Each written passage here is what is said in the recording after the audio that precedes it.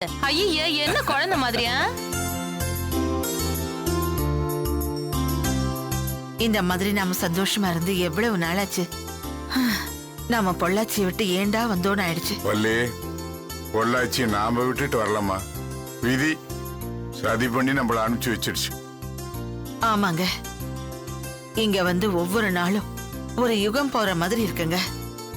எந்த நேரத்துல என்ன நடக்குமோன்னு ஒவ்வொரு நிமிஷமும் பயந்து பயந்து வாழ வேண்டியிருக்கு. ஆமா வள்ளி, நம்ம வீட்டுக்கு போலீஸ் வந்ததுல இருந்து அந்த பயம் நம்ம கிட்ட ஒட்டிடுச்சு இல்ல? மாமா கவலைப்படாதீங்க மாமா, இனிமே நம்மள யாரும் பயமுறுத்த மாட்டாங்க. அத்தை, ஆமா அத்தை, எல்லாம் நல்லபடியா முடிஞ்சிருச்சு அத்தை.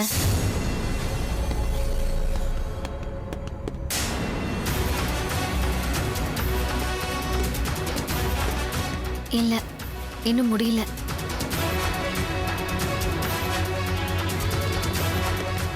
வாவ், எல்லாம் ரொம்ப சந்தோஷமா இருக்கிற மாதிரி தெரியுது.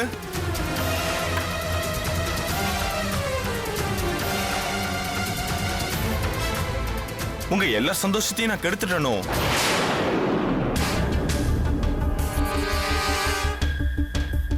அடுத்தவங்களை அழ வச்சுட்டு நீங்க மட்டும் சந்தோஷமா இருந்துட முடியுமா? இல்ல நான் தான் விட்டுருவேனா? என் தூக்கத்தை கெடுத்துட்டு நீங்க எல்லாம் தூங்கிட முடியுமா? இப்ப எதுக்கு சார் வந்திருக்கீங்க? அதான் எல்லாம் முடிஞ்சிருச்சுல சார். இங்க பாருங்க, இது குடும்பம் நடத்துற வீடு. இந்த மாதிரி அடிக்கடி இங்க போலீஸ் வந்துச்சுன்னா அக்கம் பக்கத்துல இருக்கிறவங்க எங்களை பத்தி என்ன நினைப்பாங்க? உங்களுக்கு வேற எதுவும் கேஸ் கிடைக்கலங்கிறதுக்காக இங்க வந்துட்டு இருப்பீங்களா? சார், எங்களை நிம்மதியா விடுங்க சார். என்ன பேசிட்டீங்கல்ல, எல்லாரும் பேசி முடிச்சிட்டீங்கல்ல, இன்னும் 2-3 பேரு பேசணும் போல இருக்கே.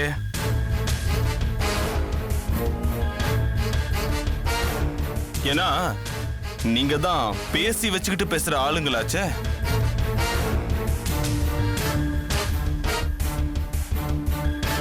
போலீஸ் மூளையை விட ஒரு பெரிய மூளை இங்க இருக்கு. அப்புறம் நீங்க எல்லாம் பேசாம என்ன பண்ணுவீங்க?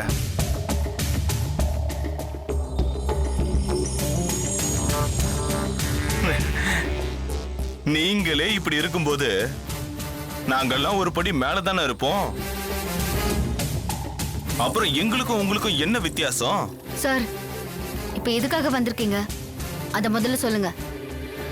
மறுபடியும் ஒரு என்கொயரி இருக்கு. ஏன் சார், உங்களுக்குலாம் வேற வேலையே இல்லையா? ஏன் எங்களை போட்டு இப்படி தொல்லை பண்ணிட்டு இருக்கீங்க? நீங்க ஒத்துழைச்சிருந்தா, அனு உண்மையை சொல்லியிருந்தா இந்த கேஸ் எப்பவோ முடிஞ்சிருக்கும். நீங்க தான் வீணா இழுத்துக்கிட்டு இருக்கீங்க. அதனாலதான் உங்களை தேடி வர வேண்டியிருக்கு. அதான் எல்லாம் முடிஞ்சு போச்சுன்னு அனுப்பி வச்சிட்டீங்கல்ல, அப்புறம் என்ன மறுபடியும் வந்து கேக்குறீங்க?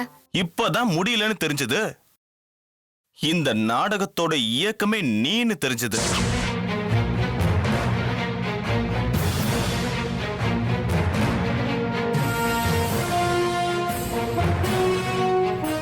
அப்படி ஒரு சந்தேகத்துல வந்த கோவத்தினால அந்த பொண்ணு கிட்ட ஆபீஸ்ல சண்டை போட்டுட்டு ஆபீஸ்ல இருந்து ஸ்கூட்டி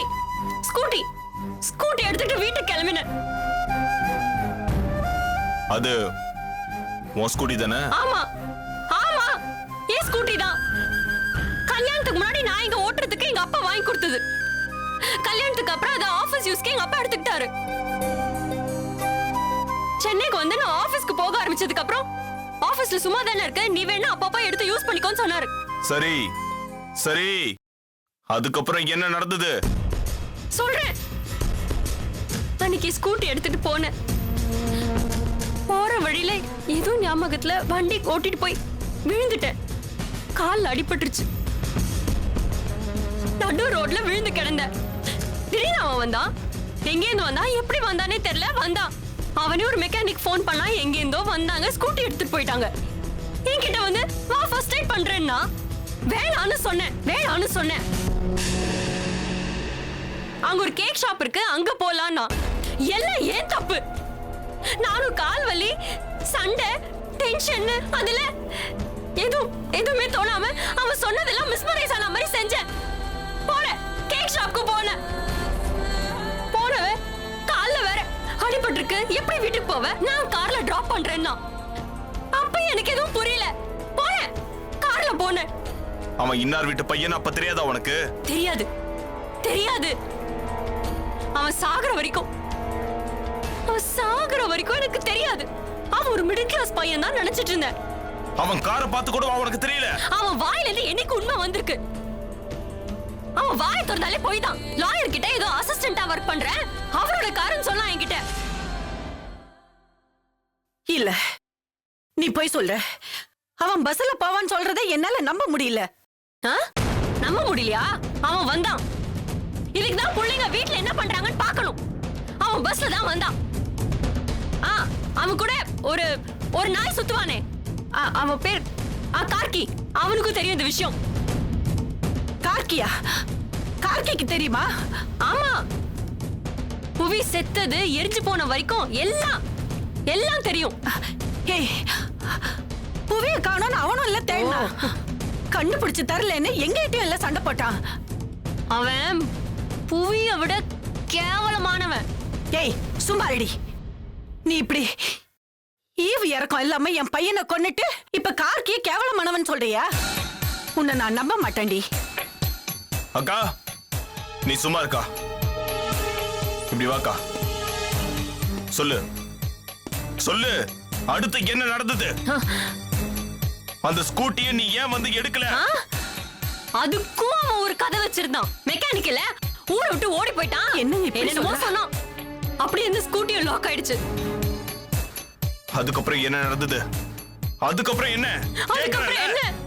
என்ன அந்த காத்தடிச்ச அன்னைக்குதான் அக்கா கூட பார்ட்டிக்கு போலான்னு நினைச்சேன்.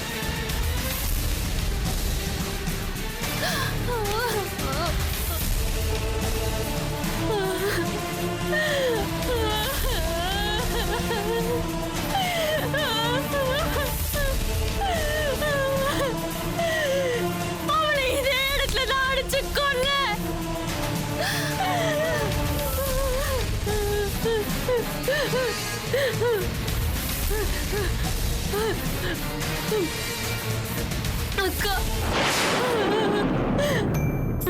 என்ன காப்பாத்துறதுக்காக என்ன பண்ணலாம்னு யோசிச்சு அக்கா தான் பாடிய டிஸ்போஸ் பண்ணிடலான்னு சொன்னாங்க. நானும் அக்காவும் சேர்ந்துதான் அவனை டிஸ்போஸ் பண்ணிட்டு எவிடன்ஸ் எல்லாம் அழிச்சிட்டோம்.